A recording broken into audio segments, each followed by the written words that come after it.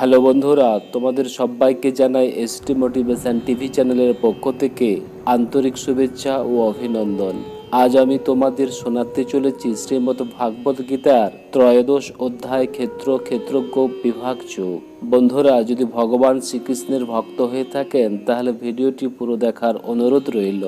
আর video দেখার শেষে অবশ্যই একটি লাইক, শেয়ার ও কমেন্টস করতে ভুলবেন না। কমেন্টসে অবশ্যই লিখবেন জয় শ্রীকৃষ্ণ, রাধে রাধে, হরে কৃষ্ণ। ভগবান শ্রীকৃষ্ণ বললেন, হে অর্জুন, এই শরীরকে ক্ষেত্র বলা হয় এবং যিনি এই শরীরকে জানেন তত্ত্ববিদ জ্ঞানীগণ তাকে ক্ষেত্রজ্ঞ নামে অভিহিত করেন। হে অর্জুন, সমস্ত ক্ষেত্রের মধ্যে ক্ষেত্রজ্ঞ অর্থাৎ জীবাত্মা আমাকেই জানবে এবং ক্ষেত্রজ্ঞের অর্থাৎ বিকারসহ প্রকৃতি এবং পুরুষকে পৃথক যে জানা তাই হলো জ্ঞান।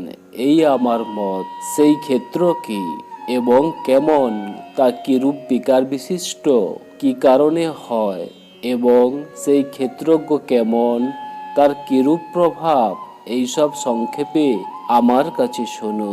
এই ক্ষেত্র এবং ক্ষেত্রজ্ঞের তত্ত্ব ঋষিগণ নানাভাবে বলেছেন ও বিবিধ বেদমন্ত্রাদির দ্বারাও বিভাগ করে বলা হয়েছে এবং অসন্নিগ্ধভাবে যুক্তিযুক্ত ব্রহ্মসূত্র পদসমূহ দ্বারাও একে বর্ণনা করা হয়েছে।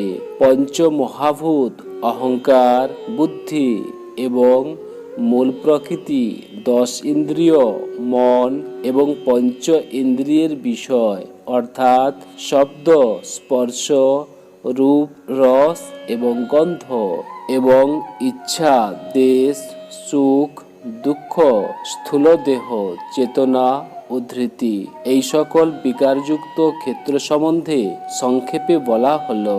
নিজের মধ্যে শ্রেষ্ঠত্বের অভিমান না থাকা, দম্ভশূন্যতা, কোনোভাবে কোনো প্রাণীকে কষ্ট না দেওয়া, ক্ষমা, মন ও বাক্যে সরলতা, শ্রদ্ধা ও ভক্তি সহকারে গুরু সেবা, বাহ্যান্তর শুদ্ধি, আত্মসংযম ও ধৈর্য, ইহলোকের ও পরলোকের সর্বপ্রকারের ভোগে অনাসক্তি, নিরঅহংকারিতা, জন্ম মৃত্যু, জরা ও ব্যাধিরূপ দুঃখে পুনঃ দোষ দর্শন করা, স্ত্রী পুত্র, গৃহ ও ধনাদিতে অনাসক্তি, মমত্ব শূন্যতা এবং প্রিয় ও অপ্রিয় প্রাপ্তিতে সর্বদা চিত্তের সমভাব থাকা, আমাতে একনিষ্ঠ যোগসহ অব্যভিচারিণী ভক্তি, নির্জনবাস ও পবিত্র স্থানে থাকার স্বভাব ও বিষয়াসক্ত লোকের সংসর্গ ত্যাগ, আধ্যাত্মজ্ঞানে নিত্যস্থিতি, তত্ত্বজ্ঞানের অর্থরূপে একমাত্র পরমেশ্বরকে সর্বত্র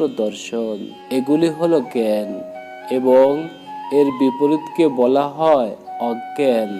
যা জ্ঞাতব্য এবং যা জেনে মানুষ পরমানন্দ লাভ করে তা সবিশেষ তোমাকে বলবো। সেই অনাদি পরম ব্রহ্ম সত নয়, আবার অসত নয়।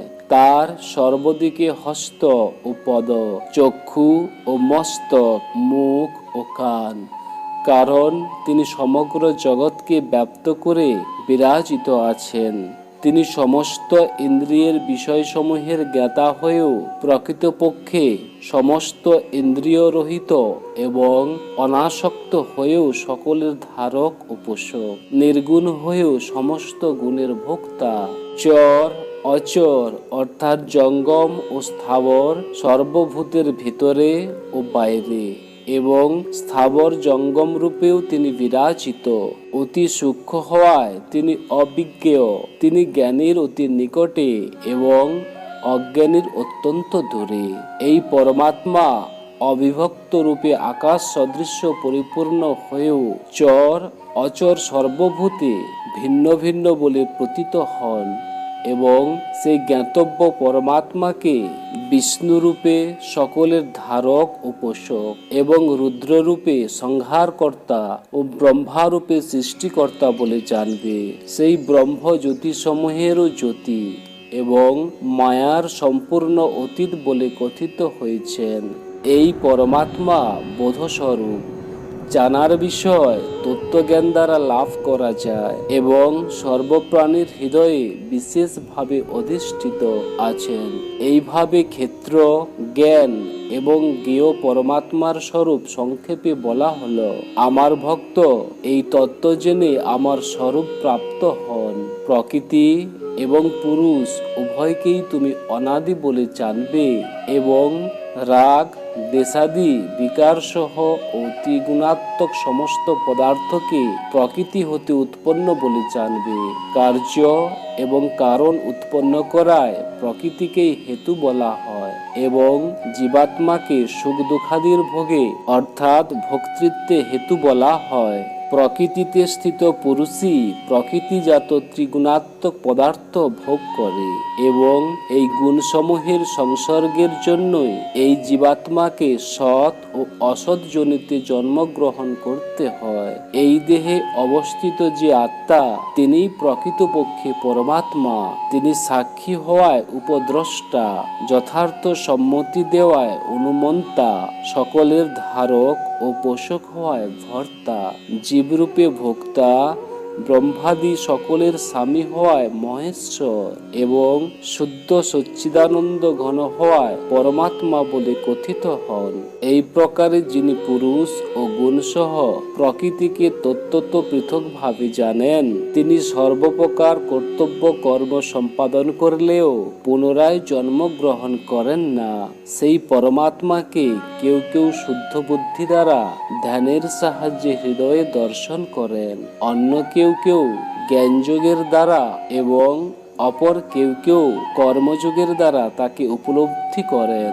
আবার কেউ কেউ যারা অল্প বুদ্ধি সম্পন্ন, তারা এইভাবে আত্মাকে না জানতে পেরে অন্যের নিকট অর্থাৎ তত্ত্বজ্ঞ মহাপুরুষের নিকট শুনে তদনুসারে উপাসনা করেন এবং এইরূপ শ্রবণ পরায়ণ ব্যক্তিও মৃত্যুরূপ সংসার সাগর নিঃসংশয়ে অতিক্রম করেন। হে অর্জুন, স্থাবর ও জঙ্গম যত প্রাণী উৎপন্ন হয় তা সবই ক্ষেত্র এবং ক্ষেত্রজ্ঞের সংযোগেই উৎপন্ন হয় বলে জানবে। যিনি বিনাশশীল সমগ্র চরাচর ভূতসমূহের মধ্যে অবিনাশী পরমেশ্বরকে সমভাবে স্থিত দর্শন করেন, তিনি যথার্থদর্শী। সেই সমদর্শী সর্বত্র নির্বিশেষ রূপে অবস্থিত পরমেশ্বরকে দর্শন করেন বলে তিনি নিজে নিজেকে হিংসা করে না। সেই জন্য তিনি পরম গতি লাভ করেন। যিনি সমস্ত কর্ম সর্বপ্রকারে প্রকৃতির দ্বারাই হচ্ছে এই রূপ অবলোকন করেন এবং আত্মাকে অকর্তা রূপে দেখেন, তিনি যথার্থদর্শী। যখন তিনি ভূতসমূহের পৃথক পৃথক ভাবকে এক পরমাত্মাতে অবস্থিত দেখেন এবং সেই পরমাত্মা হতেই সমস্ত প্রাণীর বিস্তার দর্শন করেন, তখন তিনি সচ্চিদানন্দ ঘন ব্রহ্মকে প্রাপ্ত হন।